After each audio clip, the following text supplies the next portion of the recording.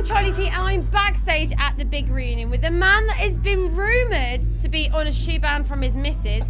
He is jam hot. Of course, it's the very lovely MistaJam. How are you? Hey Charlie, I'm very good. How are you? Yeah, I'm great, thank you. We have a little bit of a candy store situation going on, which I know you're going to love. Yes, indeed. I've already eyed up the candy, and I know that I've got my pick and mix bag ready. Okay. I know what I'm going to take. Good. Don't fill up too much though, because it always stings you when you fill it up too much. You've got too much in that bag. I've been known to spend over £20 on pick and mix before, so I know this. And I'm guessing that also relates to shoes, because you've got a massive shoe ban.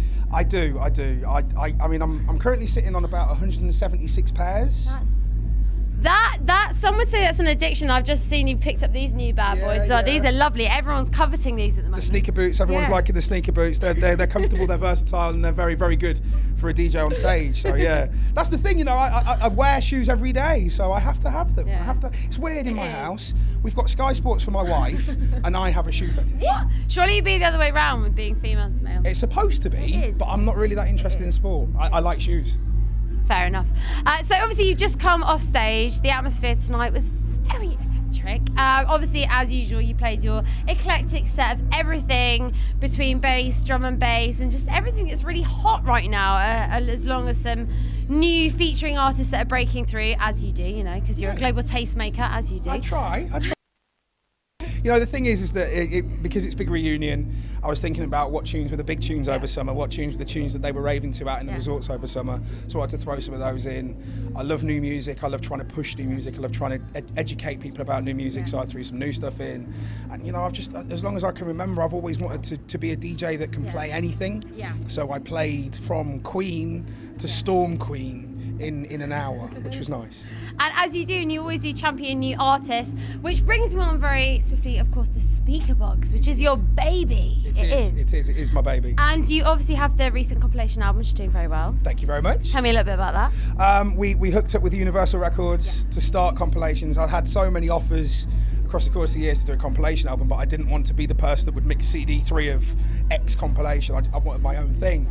And Universal said, we love what you're doing with Speakerbox. We love the fact that you are a DJ that can play across the board. Try and put that into 2 CDs. Yeah. And I never thought... That must have been hard. It was really... Do you know what the hardest thing was? The politics. Yeah. The record business politics. You want to take something and license it for your compilation, but it's owned by one label, because this label's putting it out, then they won't give you that, and then they say if you want that, it's long. Yeah. So I ended up having to get on the phone to quite a lot of artists going, look, I just want it for my album, please.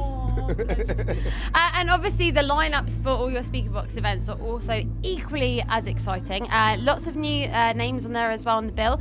Anyone that you think that this year you've kind of seen, and you obviously champion a lot of new artists on BBC Radio 1 and 1 Extra. Anyone for you that has kind of really stood out that is the one to watch for 2014? Other than Illiman, who I know is actually going to go in the studio and finally record stuff rather than pretend that he does record 3 records a year and then wonder why everybody's asking him for music. Emanike.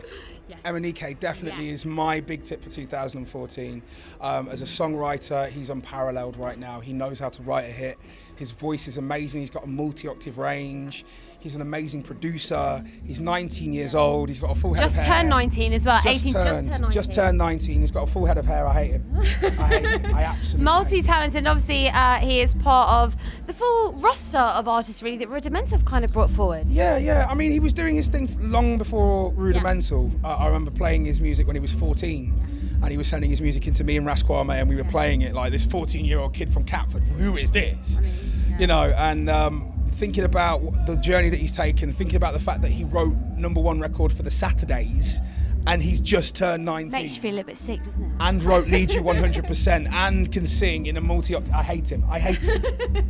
But usually you kind of say, I don't know, at the age of 14 I was probably still like popping Pop-Tarts and just chilling back. But I know you have been on the scene since you've been DJing since you're about 13 years old. Yeah, my first professional gig was when I was 14 actually, at the Hacienda in Manchester, and I turned 30 this year, so I've been in the game 16 years.